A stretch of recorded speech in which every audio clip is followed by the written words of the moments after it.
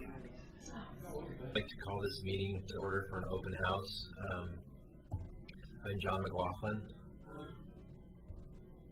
I'm Cindy Cole. Laura Terwin. This is for a 2011 Citywide Historic Survey presentation. We're going to start with the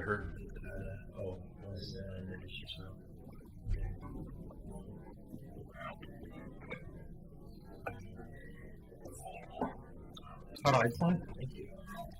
We're going to start with the Historic Survey Commission report. So this is staff. Actually, I have some copies.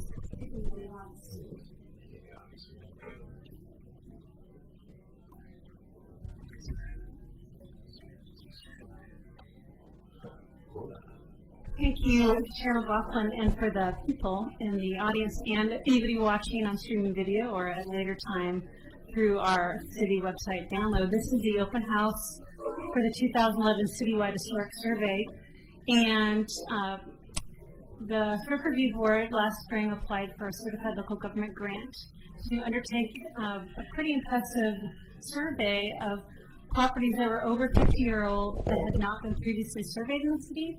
So these were properties that are not located in the McLaughlin Conservation District, the Kenema National Register District, nor part of the Main Street Oregon City boundaries or our landmarks.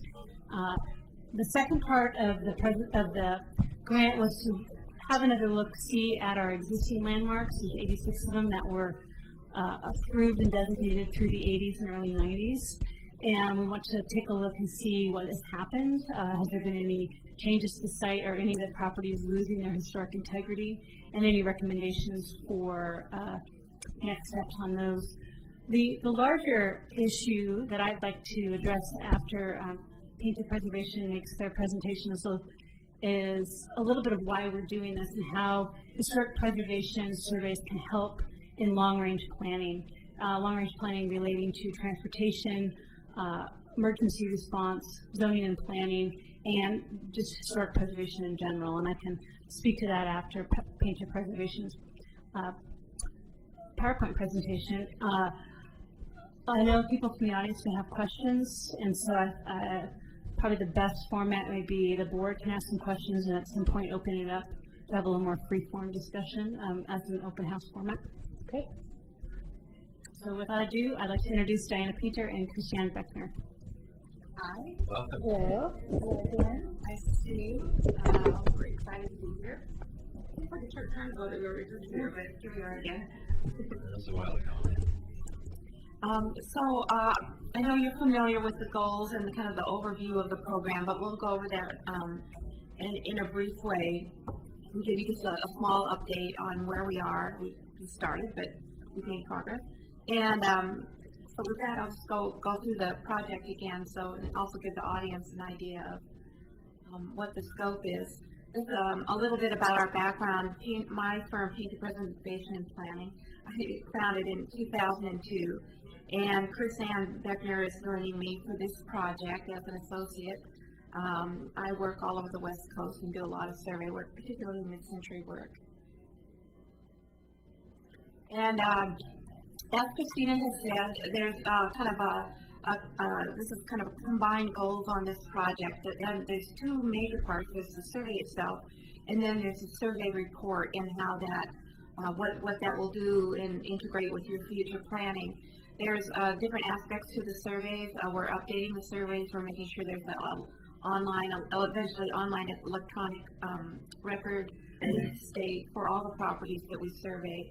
A lot of this will focus on mid-century, mid-20th century properties that haven't been surveyed before, but also capture some of the county property, former county properties that haven't been surveyed before. So this is a big overview, overall catch-up, so you have a good baseline for future planning in those areas. One part of our project is that we're going to nominate 3 properties to a local register, provide all the background necessary to do that. And like Christina said earlier on, that will require property owner permission, and we'll decide amongst ourselves, what might be the best subject for those surveys.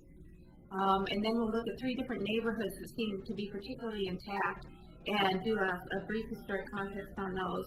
And that might provide also the foundation for future nominations and future intensive surveys.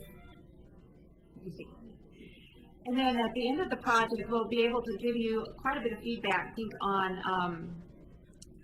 how this survey might, again, be integrated with your planning efforts, your future survey efforts, and give you some recommendations on next steps and maybe what some other communities are doing to protect and promote their building stock and to integrate it in other efforts that they have underway. So just to go over very briefly again, we're doing an update of the 86 landmarks outside of designated districts.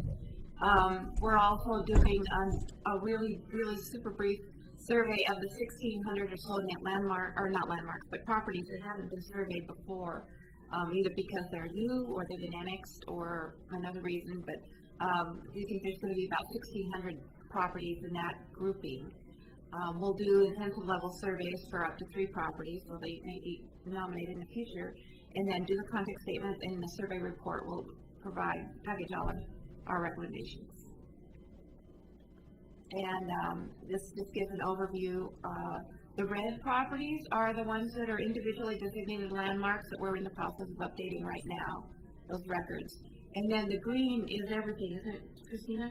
Everything else that we're going to be looking at.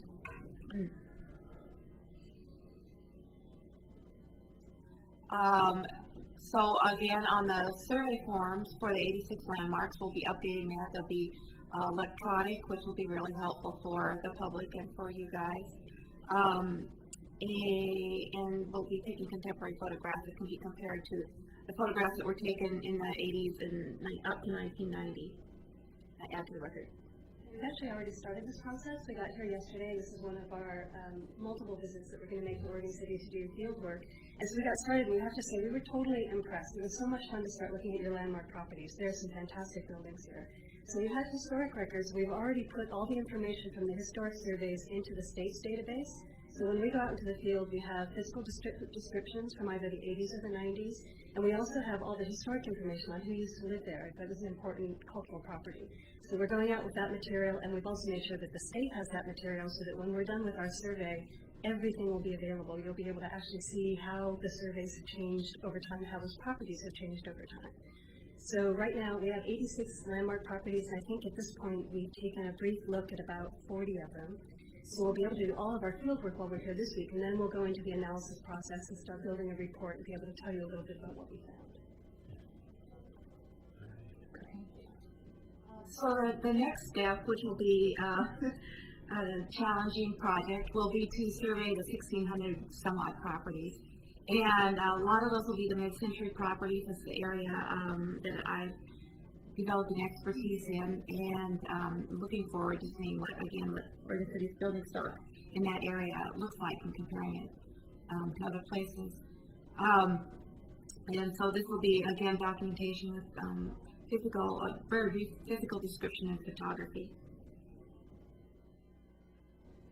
And once again, we'll be doing in-depth research on 3 properties, and what the focus of those 3 properties will focus on. We'll be developing consultation with you guys and Christina and what we find in the field and the property owners.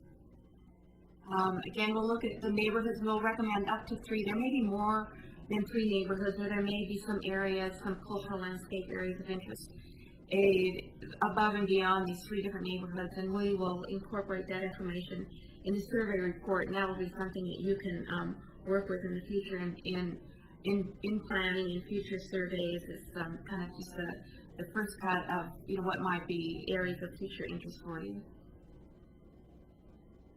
And just to give a little background for those of you who are not familiar with or who are particularly interested in mid-century, some of the styles that are characteristic of mid-century are the World War II era cottages, which tend to be kind of small, squarish little homes. Sometimes they get modified quite a bit because they are smallish by today's standards. And those were built in the Depression, during World War II, and just afterwards. And then the middle traditional style, which is the little peak roof house that kids draw. essentially.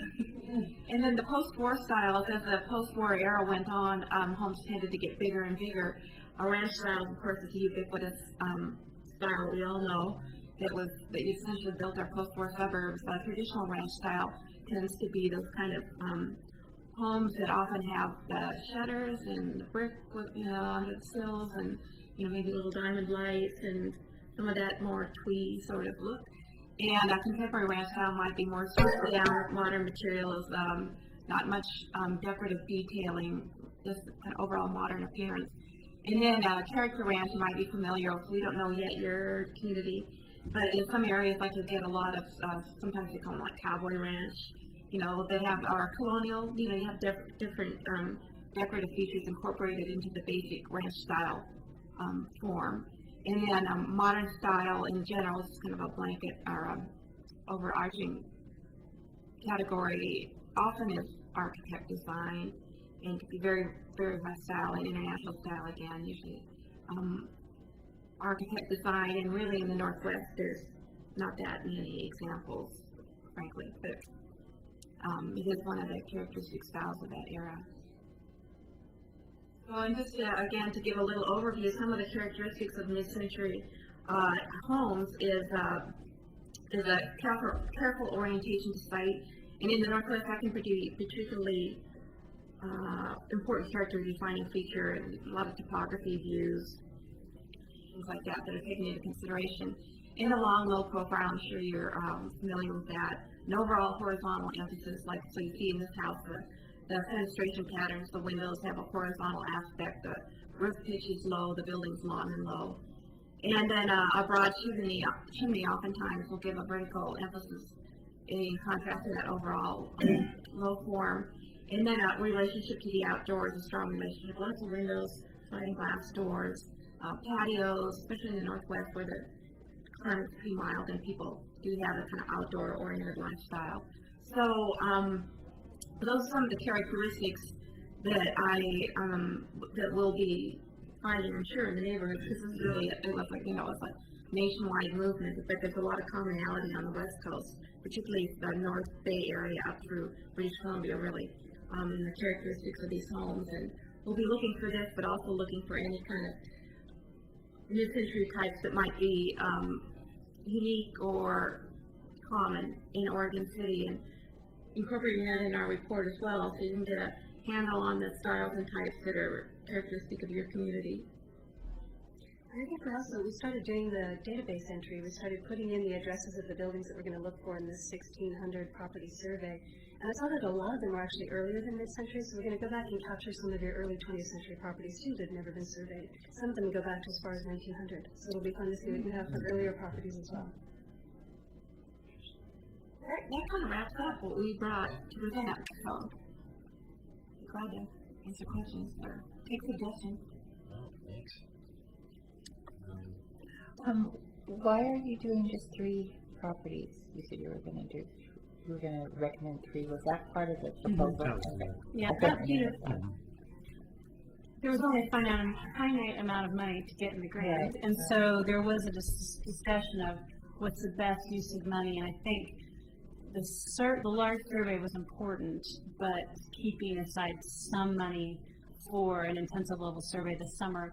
This really was written a little vague to give the city and property owners and the survey board and all interested parties a little more latitude to figure out what exactly we want, So, because we don't really know what we want until we see what the final report has.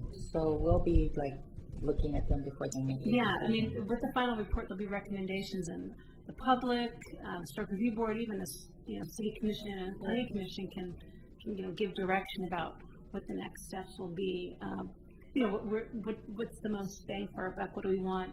Because we also want to make sure if we do move forward with a singular person's property that they have owner consent and are on board for potential local designation, or is this something a larger, maybe cultural resource that may not be tied specifically towards a tax lot structure base, but I think we left it open to figure out what we want after the report is constructed.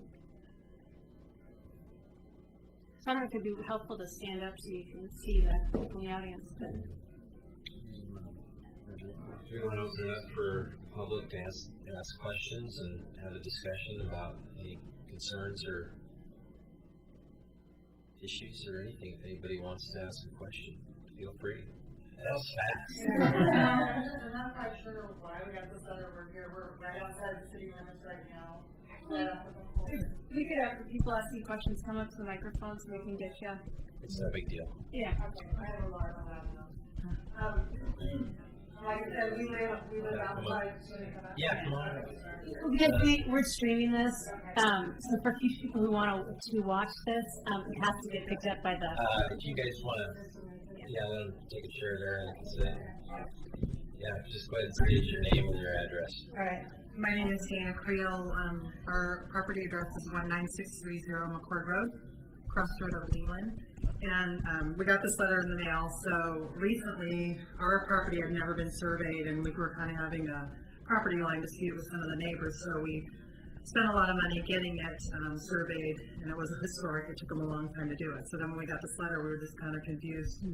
What would, is this going to help with planning, because you guys are building, the city limits, right next to us and that, and so when you're designating historic homes, does that help with your planning of where you're gonna allow properties or?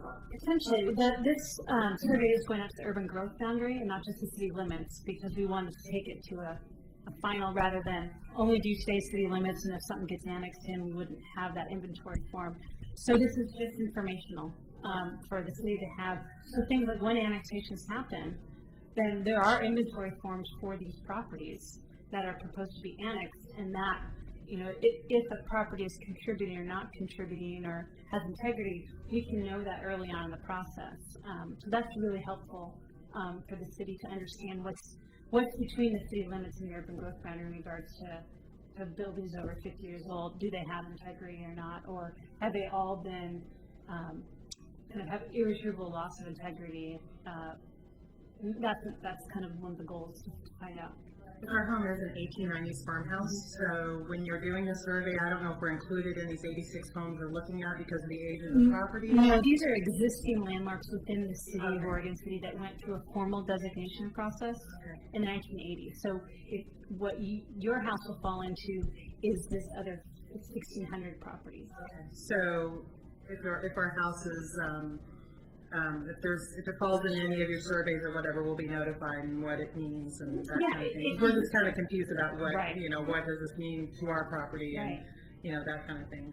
These are all good questions. I'm glad you came tonight, because I think trying to explain why this is an important aspect. One is to understand,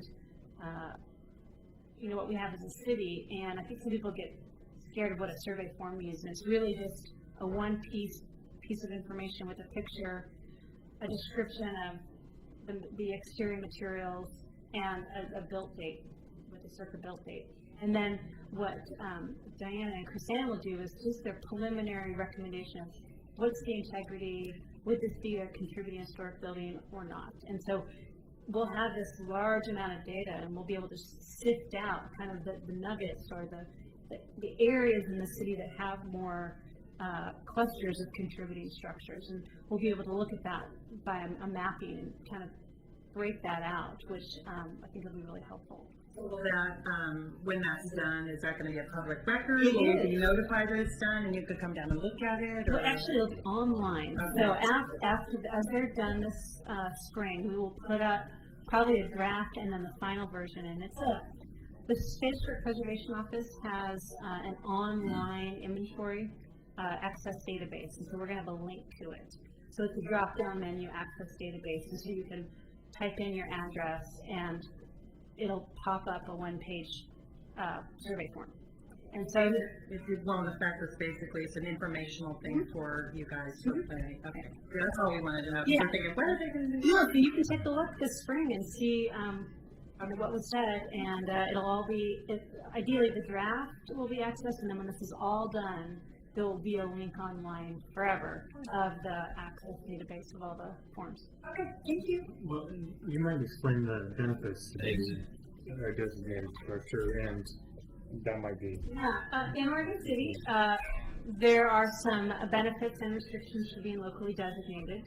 The benefits is you get to take advantage of our 50/50 preservation grant, 50/50 match preservation grant program to help for exterior repairs such as window repair and siding repair and maybe a porch rehabilitation or restoration. Doesn't help with any interior work, just exterior. But conversely, you are required to gain city approval for any exterior alterations or additions or new construction on your property if you are locally designated.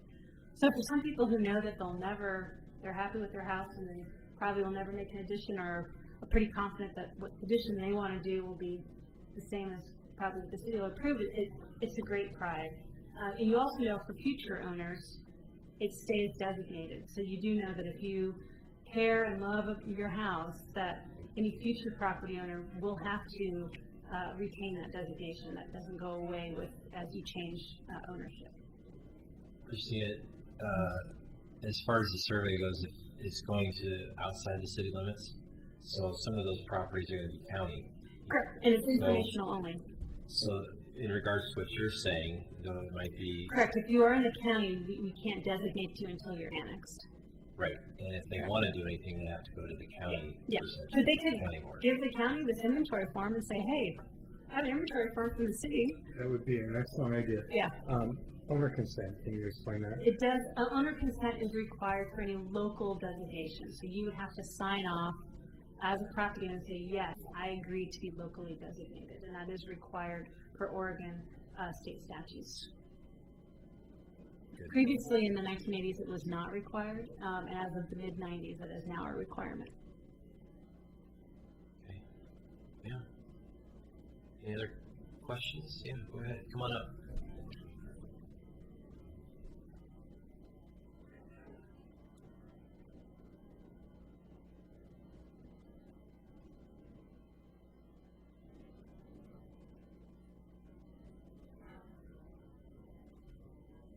My name is Linda Lord. I live at 142 Holmes Lane in the Rivercrest neighborhood. Our particular subdivision was the first on the third level. So it was formed in 1940. It's, may I say, one of the nicest neighborhoods in Oregon City. Our residents know that and have attempted actively to keep it that way. So my concern and my question has to do with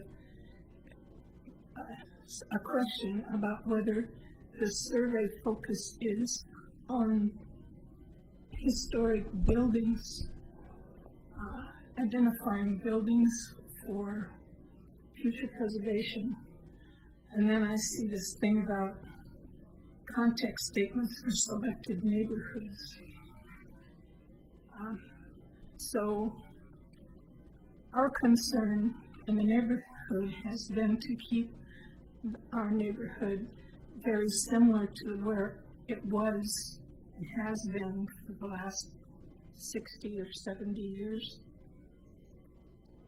We have a lot of large lots that developers salivate over, but we have deed restrictions that we've been actively trying to enforce to keep them out. And so when I see this activity, it makes me nervous, because if you're looking at historic buildings for this portion of mid-century, we got them. I mean, we got lots of them, and we got some that are really historic. I saw pictures that you took of buildings in our neighborhood.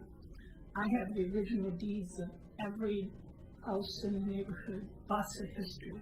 I can tell you where original residents live. So, that's my question is there something in this survey that would endanger our neighborhood? Actually, the Rivercrest neighborhood was one of the impetus for doing this survey, and it is intended to protect neighborhoods like this and preserve these mid-century homes, which are endangered in a lot of communities. makes me very happy to hear, since there was from the Plan Commission a stated goal of how wonderful it would be to split up these lots to increase the tax base. So when you tell me that, you make me very happy. We're not the planning commission. I know that. But if this is a resource and seen as a resource for the well-being of the city, then anything I can do to help you along. I've got lots of historical material about our neighborhood. So just give me a business card. I'm sure Diane will. Thank you very much. Thank you. Yeah. No, I don't see a need. I mean, this is all of the benefit to neighborhoods like that. It keeps kids like the Beaver right through there. Well, not only that, not for contractors that are salivating, but people that own those properties maybe decide that they want to, severely remodel their homes so that they just don't look like they used to. And not only that, but it also does help the planning department. Rivercrest is one of those unique neighborhoods that doesn't have sidewalks and things like that would be required with redevelopment, or if a house does burn or something, which inevitably does happen over time. To go in and rebuild it, the city's going to require you to build a sidewalk, a new curb, and everything out front. This would actually help mitigate those situations. Mm-hmm. Those are great questions. Anybody else?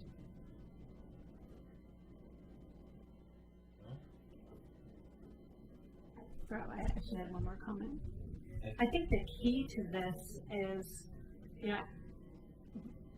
the surveys first, and then there's the final report, but it's what the community wants to do with the final report. A final report can have great recommendations and can go sit on a shelf, and we could have a nice 1,500 tax lot inventory that sits on a computer screen. So the value part is, as a community, as a city, what do we want to do with these recommendations? And that's kind of where the fun / hard stuff is this next fall and summer. Is what can we legally, fiscally, politically do with some of the recommendations, and what should the next steps be? Unfortunately, that's out of the purview of this one. Right. Anyway, But we're here to give you the information to move forward. Well, thank you all for coming, and thank you for your presentation, and we'll adjourn this meeting. And Thank you. Chris Ann and Diana are here if you want to talk to them one-on-one.